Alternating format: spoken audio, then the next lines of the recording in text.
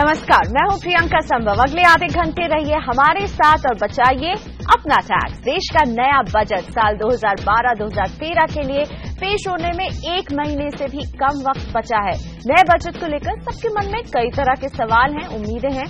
आम आदमी की बजट को लेकर उम्मीदें टिकी हैं, खासकर टैक्स से जुड़े बदलावों को लेकर। सब जानना चाहते हैं कि इस बार वित्त मंत्री के पिटारे से उन्हें क्या मिलने वाला है।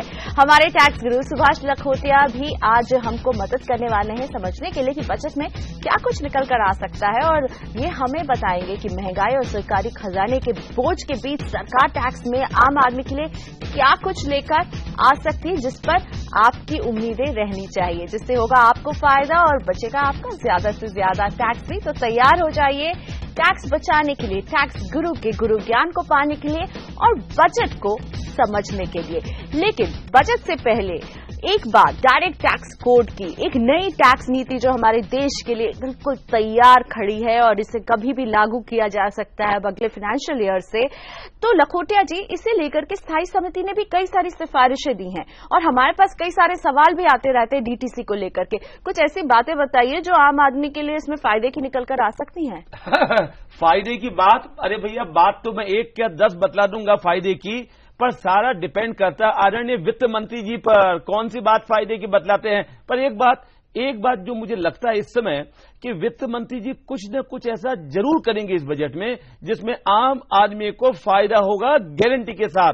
तो इसी आशा के साथ हम चर्चा करते हैं। सबसे पहले आज बात हो रही है डायरेक्ट टैक्सेस कोड। जब आपने बात छेड़ दी है तो पहले बतला दें हमारे दर्शकों को, 2 साल करीब पुरानी बात, 2009 में डायरेक्ट टैक्स कोड का पहला आया प्रारूप और उसके बाद में चला गया ये अलग गहराइयों में और सरकार ने एक डिस्कशन पेपर पेश किया और वो भी किया पिछले साल के पहले 2010 में जून में। और इसके बाद अब आना है सेलेक्ट कमेटी की रिपोर्ट, तब जाके बनेगा पक्का प्रारूप कैसा होगा डीटीसी। अगर मैं यही छोड़ दूं बात कैसा होगा डीटीसी, क्या बोल रहे हैं सेलेक्ट कमेटी, तो आप भी सोचेंगे पता नहीं क्या होगा। पर केवल एक बात बतलाना चाहूंगा हमारे दर्शकों को जिससे मुझे सबसे ज्यादा फेथ मिल रहा है फायदे का, वसूल का, करदाता के लाभ का, और वो ये है सेलेक्ट कमेटी के जब सदस्य बैठे तो उनका ये मानना है कि करदाता के लिए बेसिक इनकम टैक्स एग्जम्पशन बढ़नी चाहिए। कितनी? 3 लाख रुपए होनी चाहिए। तो दोस्तों जरा सोचिए, अगर सेलेक्ट कमेटी की रिपोर्ट यही आ जाए और सरकार मान भी ले कि आप बढ़ा दो बेसिक एग्जम्पशन लिमिट और एग्जम्पशन लिमिट हो जाए 3 लाख रुपए, तो मेरे ख्याल से सभी लोग खुश हो जाएंगे ना। यानी कि एग्जेम्पशन लिमिट पे बदलाव हम उम्मीद कर सकते हैं कि आ सकता है अगर डीटीसी लागू होता है। इसके साथ ही टैक्स स्लैब की अगर बात ही हो रही है तो फिर टैक्स स्लैब महिलाओं और सीनियर सिटीजन के लिए किस तरह का हो सकता है कि उन्हें ज्यादा छूट मिल सके? फ्रैंकली मेरा ये मानना है कि महिलाओं के लिए अलग से एग्जम्पशन लिमिट बढ़ी हुई मिले, वो समय अब समाप्त होने वाला है। क्योंकि इक्वलिटी की बात महिलाएं 50 वर्षों से कर रही हैं, तो इक्वलिटी क्या बल्कि उनको ज्यादा फायदा मिल रहा है, पुरुष से ज्यादा एग्जम्पशन मिल रहा है। मैं ये मानता हूं डायरेक्ट टैक्स कोड में और बजट में भी ये संभव है महिलाओं के लिए और पुरुष के लिए सेम बेसिक एग्जम्पशन लिमिट रहे, कोई फर्क नहीं रहे। पर हां, जब आपने बात सीनियर सिटीजन की कही तो वर्तमान समय में सीनियर सिटीजन के लिए 2.5 लाख रुपए बेसिक एग्जम्पशन है। वो कम से कम इसी परिपाटी को देखे, इसी हिसाब से चलाएं तो वो हो जाना चाहिए कम से कम 3-3.5 लाख रुपए। और जो अति विशिष्ट सीनियर सिटीजन है जिनके लिए एग्जम्पशन आज है 5 लाख रुपए, वो कम से कम 6 लाख रुपए तो होना ही चाहिए। बेसिकली अगर नॉर्मल सभी के लिए 3 लाख हो जाए तो सीनियर सिटीजन के लिए कुछ तो बढ़ना ही चाहिए ना। चलिए, यानी सीनियर सिटीजन को साफ तौर पे फायदा आप दे रहे हैं, लेकिन महिलाओं के लिए कुछ ज्यादा फायदे की बात नहीं कह रहे हैं लखोटिया जी इस बार हमारे शो में। और जब आपने बात की बेसिक एग्जेम्पशन लिमिट अगर 3 लाख हो जाएगी तो इससे टैक्स स्लैब पर किस तरह का असर हम देखेंगे? 3 लाख अगर हो जाती है दोस्तों, 2 लाख तो होना ही था, 3 लाख अगर हो जाती है तो कम से कम सभी लोगों को आंख बंद करके 10,000 रुपए का इनकम टैक्स बचेगा प्रति वर्ष। और मैं मानता हूं इस महंगाई के जमाने में जो परेशानियां महंगाई से कॉमन आदमी झेल रहे हैं, अगर 10,000 12,000 रुपए उनका टैक्स बचे तो डेफिनेटली अच्छी रकम बचत कहलाएगी। और वही अगर 10,000 रुपए बेसिक एग्जम्पशन बढ़ाने, 1,000 रुपए टैक्स बच जाए, उससे कुछ फायदा होने जाने वाला नहीं है। पर बार बार पता नहीं, मेरा इंट्यूशन ये बोलता है इस साल वित्त मंत्री जी फायदा जरूर देंगे। चलिए बजट से इस ख्वाहिशों की बात को आगे बढ़ाते हैं और अब कुछ सवाल लेते हैं जो हमारे दर्शक हमें भेज रहे हैं डीटीसी से जुड़े, बजट से जुड़े। रोहित खेत्रोपाल जी का सवाल लेते हैं। नौकरी पेशा है, कंपनी की पॉलिसी के मुताबिक वो नई कार ले सकते हैं, उन्हें फ्यूल मेंटेनेंस जैसे बेनिफिट्स मिलेंगे। पता चला है कि नए बजट में ये सारी सुविधाएं टैक्सेबल हो जाएंगी, इसलिए चिंतित हैं रोहित जी। क्या ये सही है? रोहित जी, नए बजट में तो नहीं आएंगे, कोई डर की बात, परंतु डीटीसी में क्या होगा कुछ भी नहीं कह सकते। आप कहेंगे हम भी कुछ नहीं कह सकते, ऐसी क्या बात है? उसका एक ही कारण है और कारण सिंपल सा है।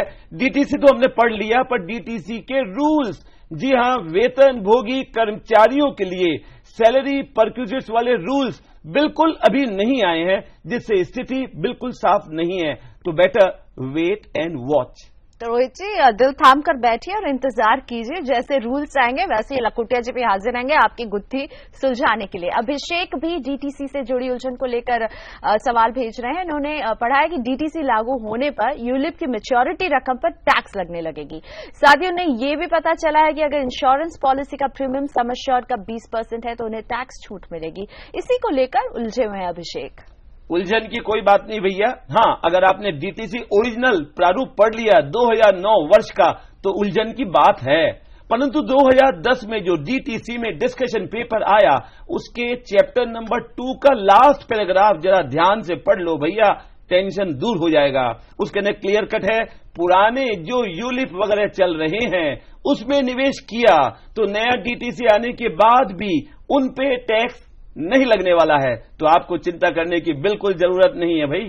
चलिए, तो बजट और टैक्स पर हमारी ये चर्चा जारी रहने वाली है। वापस आइए, कुछ और चिंताएं दूर करेंगे हमारे टैक्स गुरु आपके लिए। तो वापस आइए जानने के लिए बजट में क्या हो सकता है, टैक्स में आपको किस तरह से छूट मिल सकती है।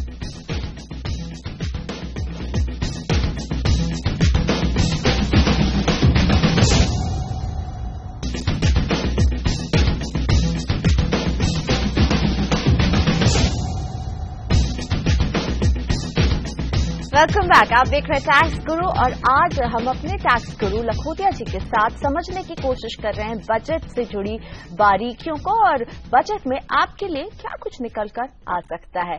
वैसे लखोटिया जी, आप हमेशा हमारे शो में कहते हैं घर खरीदिए, होम लोन दीजिए और टैक्स बचाइए, इसीलिए होम लोन को हमने बहुत पॉपुलर बना दिया है और कई सारे सवाल भी आते हैं। क्या होम लोन को लेकर के, उसके इंटरेस्ट पेमेंट को लेकर, प्रिंसिपल पेमेंट को लेकर कुछ बदलाव आ सकता है? उम्मीद रखें। पहले तो ये बतला दे कि जिन लोगों ने हमारी बात सुन के होम लोन लिए, मकान बनाया, उनका फायदा होने वाला है अगले 10-20 साल में। फायदा ही फायदा, नुकसान का काम नहीं। अब जरा बजट में देखिए कि हाउसिंग लोन में क्या एक्सपेक्टेड है। ऐसा कुछ नया विशेष में एक्सपेक्ट नहीं करता, पर हां ये लगता है चाहे बजट में या अगले साल डीटीसी में हाउसिंग लोन का जो ब्याज है उसके भुगतान के लिए 1.5 लाख रुपए की सीमा को बढ़ाकर 3 लाख रुपए की सीमा होने के काफी ज्यादा चांसेस है। आखिर क्यों नहीं हो, इतने सालों में दाम भी तो बढ़ गए। इसलिए जिन्होंने लोन ले रखा है और जब नए लोन भी लेंगे वे आशा करें कि आने वाले समय में ब्याज का भुगतान 1.5 लाख की जगह 3 लाख रुपए की छूट दिला सकता है। बहुत बड़ी छूट है, 1.5 लाख से 3 लाख, जस्ट डबल। तो चलिए उम्मीद करते हैं ये तो आ जाए। लेकिन ये बताइए, इंडिविजुअल टैक्स पेयर्स की तो बात हो गई, कॉर्पोरेट्स की अगर बात करें तो उनके टैक्स लायबिलिटी में क्या कुछ बदलाव आ सकता है? वो डरें या खुश रहें, क्या करें? वो तो बस हल्का सा मुस्कुराते रहे। डरने की बात नहीं है, कोई टैक्स ज्यादा बढ़ने वाला नहीं है, ऐसा मेरी आशा है। पर हां, केवल सरचार्ज वगैरह, एजुकेशन सेस वगैरह भाग जाएं, उसी में उनको खुश रहना पड़ेगा। पर अगर सरकार रियल डायनेमिज्म दिखाना चाहती है तो मेरा मानना है बहुत बात ऐसी इजीली सरकार मानेगी नहीं। पर अगर माने तो देश का उज्जवल भविष्य होगा, और वो है टैक्स मैक्सिमम 25%। जी हां, अगर सरकार कॉर्पोरेट टैक्स 25% करे तो मेरा मानना है टैक्स कलेक्शन बहुत ज्यादा होगा। और अब लेते हैं बजट से ही जुड़े कुछ सवाल जो हमारे दर्शकों ने हमें भेजे हैं और अपना सवाल खुद पूछने के लिए राज चैटर्जी अब शामिल हो रहे हैं हैदराबाद से। राज जी नमस्ते, पूछिए क्या है आपके मन में उलझन? जी नमस्ते लखोटिया जी। नमस्ते जी, राज साहब बोलो जी। जी मेरा सवाल डीटीसी से जुड़ा हुआ था। ये जो ELSS फंड जिसमें हम इन्वेस्ट करते हैं, हाँ जी, वो उसमें जो नया इन्वेस्टमेंट होगा वो तो शायद टैक्स से एग्जम्प्ट नहीं होगा। हाँ जी। लेकिन जो डिविडेंड जो मिलेगा या फिर अगर मैं विड्रॉ करूं जो ऑलरेडी चल रहा है मेरा, वो भी क्या, उस पे भी क्या टैक्स लगेगा डीटीसी के बाद? समझ गए, इतनी दबी आवाज में मत बोलो, आपके प्रश्न का उत्तर फायदे वाला ही आने वाला है, क्योंकि सरकार ने डिस्कशन पेपर में क्लियर कर दिया ELSS जैसे निवेश को डीटीसी के बाद टैक्स के दायरे में नहीं रहेगा, बेनिफिट नहीं मिलेगा, किंतु जो इन्वेस्टमेंट्स डीटीसी आने के पहले हो चुके हैं उनकी इन्वेस्टमेंट स्कीम पर कोई भी खतरा नहीं है। अगर वे पहले EEE थे तो बाद में भी EEE रहेंगे, अर्थात टैक्स की चिंता, उस पर डिविडेंड प्राप्त होगा उसकी चिंता, कैपिटल गेन की चिंता बिल्कुल भी नहीं है। तो निश्चिंत रहें, निवेश अभी तो करें, आने वाले समय में निवेश शायद नहीं करना होगा। यानी अगर आपने प्री डीटीसी आपने कुछ भी पॉलिसी खरीदी है तो उसका फायदा आपको मिलता रहेगा, लेकिन डीटीसी लागू होने के बाद जो भी आप करेंगे निवेश उस पर डीटीसी का असर पड़ेगा। अंकित नैनवाल जी का सवाल लेते हैं। इनके पास यूलिप और LIC की पॉलिसी है। अंकित जानना चाह रहे थे कि डीटीसी में होने वाले बदलाव क्या पुरानी पॉलिसीज पर भी लागू होंगे। हालांकि इस सवाल का कुछ हद तक जवाब मिल गया है, लेकिन अंकित के सवाल को क्लियरली सुझा दीजिए। हाँ अंकित, आखिर इसकी policy, insurance policy original DTC के हिसाब से ऐसा था कि इंश्योरेंस पॉलिसी ले लें, भुगतान करें, पर जब पैसा आएगा टैक्स लग जाएगा। पर सरकार ने डिस्कशन पेपर में चैप्टर 2 या 3 के लास्ट पैराग्राफ 3 में क्लियर शब्दों में कह दिया है कि जो इन्वेस्टमेंट्स पहले किए हैं, जो एग्जम्प्टेड थे, वे जारी रहेंगे। इसका सीधा मतलब ये हुआ भैया कि अगर आपने इंश्योरेंस पॉलिसी आज ले रखी है, आने वाले समय में डीटीसी में अलग कानून बने तो भी आपकी इस पॉलिसी पर आने वाले वर्षों में भी टैक्स नहीं लगेगा। तो बिल्कुल चिंता नहीं है। मेरे ख्याल से ये बात हमारे करोड़ों दर्शकों को फायदा देगी सारे भारत में, पर्टिकुलरली जिन्होंने इंश्योरेंस पॉलिसी खरीद रखी है उनको खतरा डीटीसी के बाद टैक्स लगने का बिल्कुल नहीं है। यानी जो पुराने निवेश किए हुए हैं, पुराने एग्जेम्पशंस आपको बिल्कुल मिलते रहेंगे। इसी तरह कुछ और सवालों का जवाब हम देंगे, लेकिन इस छोटे से ब्रेक के बाद और बजट पर हमारी ये चर्चा जारी रहेगी।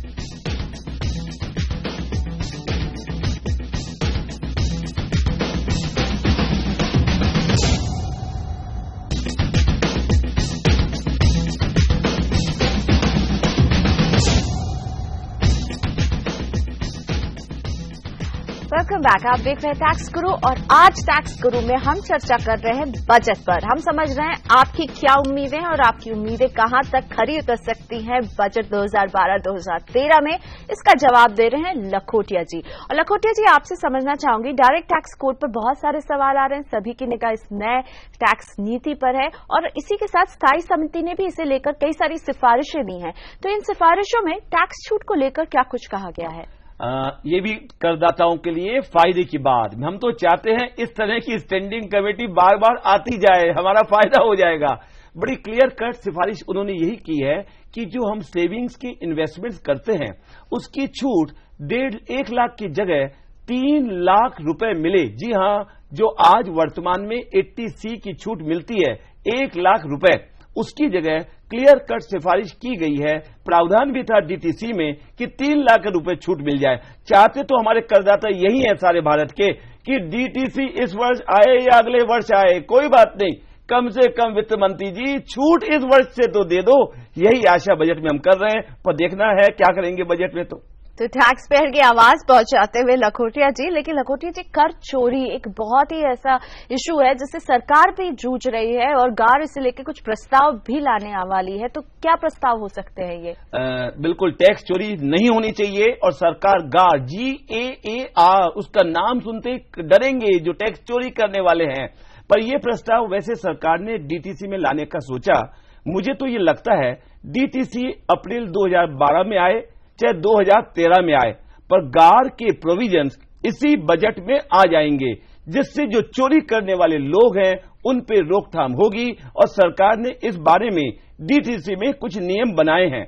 जब सेलेक्ट कमेटी के पास ये बात पहुंची तो सेलेक्ट कमेटी उन रूल्स से इतनी ज्यादा खुश नहीं है। तो मुझे लगता है कुछ बदलाव के साथ गार के नियम आएंगे ताकि टैक्स चोरी करने वाले करदाताओं पे ज्यादा शिकंजा कसा जा सके।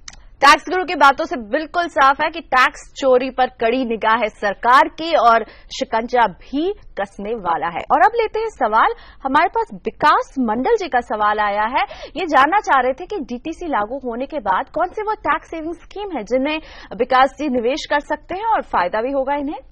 विकास जी, आप अभी कल्पना करिए, अभी 80C को पढ़ते तो इतनी स्कीम है कि समझ में नहीं आता कहां इन्वेस्ट करूं, पर डीटीसी लागू होने के बाद इतनी छोटी सी स्कीम रह जाएगी आइटम्स, केवल प्रोविडेंट फंड, पीपीएफ और साथ में इंश्योरेंस और pension plan and full stop. इनमें से ही पिक एंड चूज करना है। लिमिटेशंस रहेगी पर फायदा रहेगा, ज्यादा याद नहीं करना पड़ेगा। चलिए, याद करने की नौबत से तो बचेंगे, लिमिटेड रहेंगे, लेकिन आपको डीटीसी जो है और ज्यादा सेविंग करने के लिए जरूर उकसाएगा। कुणाल शाह जी का अब ईमेल लेते हैं। सॉफ्टवेयर इंजीनियर हैं। डीटीसी ड्राफ्ट में कहा गया है कि इंश्योरेंस की अधिकतम सीमा 50,000 रह जाएगी। कुणाल जानना चाह रहे थे कि ये नियम नई पॉलिसी पर ही लागू होगी या फिर पुरानी पॉलिसी भी इसके दायरे में आएगी। कुणाल जी, मुझे ऐसा नहीं लगता कि कोई लिमिट 50,000 की रहेगी। आएगा जब डीटीसी तभी पता चलेगा कि कोई सब लिमिट है या नहीं है। पर मेरा मानना है जो 3 लाख रुपए की इन्वेस्टमेंट की छूट मिलेगी डीटीसी के तहत टैक्स पेयर को, उसमें जो चाहे निवेश करो, कोई लगाम नहीं रहेगी आप पे कि इंश्योरेंस में 50,000 ही लगाओ। पर अगर लेना है आपको डिसीजन तो अभी थोड़ा रुक जाओ, डीटीसी आने दो, फिर देखो कोई सब लिमिट है या नहीं है। लखोटिया जी, हर तरफ सिर्फ डीटीसी की चर्चा हो रही है। बजट से ज्यादा लोगों को चिंता है डीटीसी कब आ रहा है, क्या होगा डीटीसी में, ये बताइए। जब बजट पेश होगा तो क्या डीटीसी के प्रस्तावों को हम लागू होते हुए देखेंगे? क्या एकदम वित्त मंत्री कहने वाले हैं कि बस 1 अप्रैल से शुरू हो रहा है डीटीसी, तैयार हो जाइए नए टैक्स के नियमों के लिए? ऐसा है दोस्तों कि डीटीसी 1 अप्रैल 2012 से तो लागू गारंटेड नहीं होगा, अभी आया ही नहीं प्रारूप। पर डर करदाताओं को कई बार ये लगता है कि डीटीसी के अंदर जो टैक्स पेयर को तकलीफ देने प्रावधान वाले हैं वे तो लागू हो जाएंगे और टैक्स पेयर के फायदे वाले प्रावधान नहीं लागू होंगे। पर मेरा पर्सनली ये मानना है कि सरकार तराजू की जैसे आएगी अपने पास, हमारे पास, आपके पास, जहां पर जो तकलीफ देने वाले प्रावधान हैं, टैक्स चोरी रोकने वाले हैं, वे भी लागू होंगे, तो दूसरी तरफ करदाताओं को बचत के लिए जो प्रावधान है वो भी लागू होंगे। कुल मिलाकर डीटीसी के इंपॉर्टेंट पॉइंटर्स इसी बजट में हमको दिख जाएंगे, ऐसा मेरा सोचना है। लेकिन ये बताइए, एक सवाल कि डीटीसी लागू हो रहा है 1 अप्रैल 2012 से, या हमें 1 साल और इंतजार करना है? अभी पुराने सिस्टम में ही हम चलने वाले हैं। 1 अप्रैल 2012 से लागू नहीं होगा, रुकना पड़ेगा 1 अप्रैल 2013 के लिए। चलिए, बहुत शुक्रिया लखोटिया जी हमारे शो में शामिल होने के लिए और हमारे दर्शकों के लिए इतने सारे बजट और टैक्स से जुड़ी बातों को आसान करने के लिए। टैक्स शुरू में आज के लिए तो इतना ही। वैसे अगर आपके मन में भी इनकम टैक्स पर कोई सवाल हो जो आप लखोटिया जी से पूछना चाहते हैं तो आप हमें SMS कीजिए, TG लिखकर स्पेस दीजिए और अपना सवाल और नाम लिखकर 51818 पर भेज दीजिए। आप हमें ईमेल भी कर सकते हैं tax@moneycontrol.com पर, और ये पता जो आपकी स्क्रीन पर दिख रहा है इस पर भी आप सवाल भेज सकते हैं और लखोटिया जी की राय पा सकते हैं। तो अगले हफ्ते हम फिर हाजिर रहेंगे इनकम टैक्स और कुछ और मुद्दे, कुछ नए दर्शकों के सवालों के साथ सुलझाने के लिए। तब तक के लिए मुझे लखोटिया जी को यही इजाजत दीजिए। नमस्कार।